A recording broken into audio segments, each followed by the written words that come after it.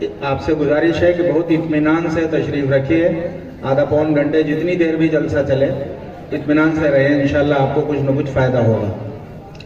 درمیان میں تقریباً 15 منٹ کا ٹائم ہے میرے پاس جو کہا گیا ہے، اس لیے بہت مختصر ایک پیغام آپ تک پہنچانے کی کوشش کرتا ہوں۔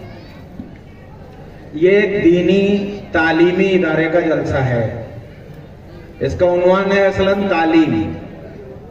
تو تعلیم کی مناسبت سے بہت مختصر اگر بات کہنی ہو تو صرف ایک حدیث پاک آپ کو سناتا ہوں اور اس کی روشنی میں ایک بات عرض کرتا ہوں بس۔ اللہ کے نبی صلی اللہ علیہ وآلہ وسلم نے ارشاد فرمایا، طلب العلم فریضۃ علی کل مسلم۔ آقا نے فرمایا کہ علم حاصل کرنا ہر مسلمان پر فرض ہے۔ یہ بہت چھوٹی سی حدیث ہے اور بہت مختصر سی بات، لیکن اس میں جتنا بڑا پیغام، جتنی طاقت اور قوت علم کے بارے میں دی گئی ہے، پوری انسانوں کی تاریخ میں اتنی بڑی طاقت کے ساتھ علم کے بارے میں کسی بڑے سے بڑے مفکر نے، کسی سماج سدھارک نے، کسی ریفارمر نے ایسی بات نہیں کہی ہوگی۔ آقا نے جو بات فرمائی کہ علم حاصل کرنا ہر مسلمان مرد عورت پر فرض ہے، اس کے دو حصے ہیں اور دو حصوں کی تشریح کرتا ہوں۔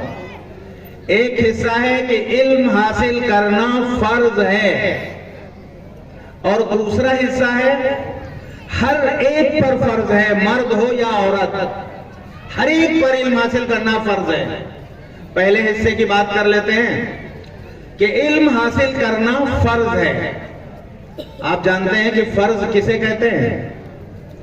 فرض کا مطلب ہے کوئی ایسا کام اللہ کی طرف سے، اللہ کے رسول کی طرف سے، دین کی طرف سے طے کرنا جسے ہر حال میں کرنا پڑے، چھٹکارا ہو ہی نہیں۔ فرض کا یہ مطلب نہیں ہے کرو تو بڑا اچھا، نہ کرو تو کوئی بات نہیں، یہ مطلب نہیں ہے فرض کا۔ فرض کا مطلب ہے کہ یہ کام جو فرض کیا گیا ہے اسے کرنا ہی پڑے گا، کوئی چھوٹ ہے ہی نہیں، کوئی رعایت نہیں، کرنا پڑے گا۔ مثال کے طور پر نماز فرض ہے، زکوٰۃ فرض ہے، روزہ فرض ہے، حج فرض ہے، یہ چیزیں فرض ہیں۔ ہم میں سے بہت سارے مسلمان جو نمازیں کم پڑھتے ہیں وہ یہ سمجھتے ہیں کہ جو پڑھے نماز وہ بھی ٹھیک، نہ پڑھے وہ بھی ٹھیک۔ میرے بزرگوں یہ نہیں ہے۔ اسلام کا ضابطہ ہے کہ 5 وقت کی نماز فرض ہے تو پڑھنی ہی پڑے گی۔ جو نہیں پڑھ رہے سب گنہگار ہو رہے ہیں، جو نہیں پڑھ رہے سب پکڑے جائیں گے، سب کو سزا ملے گی، سب کو حشر کے میدان میں نماز کے بارے میں جواب دینا پڑے گا۔ کیونکہ اسلام کا قاعدہ یہ ہے کہ جو چیز فرض ہے اس کے بارے میں 3 باتیں ضروری ہیں۔ نہیں کریں گے تو سزا ملے گی، نہیں کریں گے تو میدان محشر میں جواب دینا پڑے گا، نہیں کریں گے تو بے عزتی برداشت کرنی پڑے گی، تکلیف اٹھانی پڑے گی اس کی۔ اب نماز فرض ہے تو سزا کیا ہے؟ اللہ کے نبی صلی اللہ علیہ وسلم نے ارشاد فرمایا، ہمارا سب کا کچھ نہ کچھ جماعت سے، تبلیغی جماعت سے تعلق ہے الحمدللہ۔ حضرت شیخ نے ایک حدیث پاک نقل فرمائی ہے فضائل اعمال میں کہ ایک ٹائم کی نماز اگر جان بوجھ کر چھوڑیں گے تو ایک حقوب، ایک لمبی مدت ہے، ایک حقوب جہنم میں جلنا پڑے گا۔ ایک ٹائم کی نماز چھوڑیں گے تو ایک حقوب جلنا پڑے گا جہنم میں۔ یہ حقوب کیا ہے؟ علماء کی بہت ساری رائے ہیں، بعض نے تو لاکھوں سال کہے ہیں۔ سب سے کم مقدار یہ ہے کہ 83,000 سال جلنا پڑے گا۔ اگر ایک نماز چھوڑیں گے جان بوجھ کر تو 83,000 سال جہنم میں رہنا پڑے گا۔ یہ سزا ہے۔ کیوں ہے؟ اس لیے کہ نماز فرض ہے، کرنا ہی پڑے گا، نہیں کریں گے تو سزا ہے۔ نہیں کریں گے اگر کوئی فرض تو اس پر کیا ہے؟ دوسری چیز کیا ہے کہ میدان محشر میں جواب دینا پڑے گا۔ تمام مسجدوں کی دیواروں تک پر لکھا ہوتا ہے، آپ نے کہیں نہ کہیں پڑھا ہوگا، اول ما یحاسب به یوم القیامت الصلاۃ، سب سے پہلے جس چیز کا حشر کے میدان میں حساب کتاب لیا جائے گا وہ نماز ہے نہیں ہے، سب سے پہلے حساب ہوگا. اور نماز نہیں پڑھیں گے تو سزا ملے گی، نماز نہیں پڑھیں گے تو حشر کے میدان میں حساب کتاب دینا پڑے گا اور بے عزتی اٹھانی پڑے گی. بے نمازی کی سماج میں بھی نمازی کے مقابلے میں عزت نہیں ہوتی، اسے کم درجے کا، کم ایمان والا سمجھا جاتا.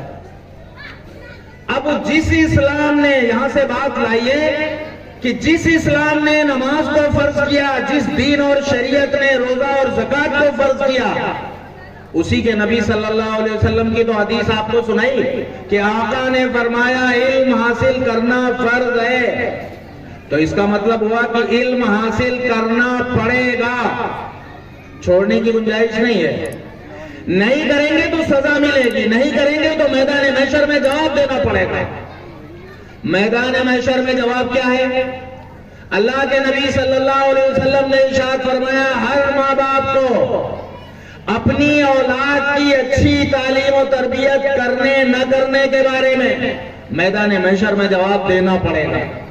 تو تعلیم کا اگر صحیح انتظام نہیں کیا گیا، حصول علم کی اپنی اولاد کے لیے فکر نہیں کی، تو میدان محشر میں جواب دینا پڑے گا. یہ تو ہے، جواب دینا پڑے گا. اور سزا کیا ہے میرے بزرگوں؟ سارے ملک میں ہم مسلمان کم تعلیم کے نام پر ان پڑھ جاہل ہو جانے کی بنیاد پر بے عزت ہو رہے ہیں. آپ جانتے ہیں 2008 میں، سن 2008 میں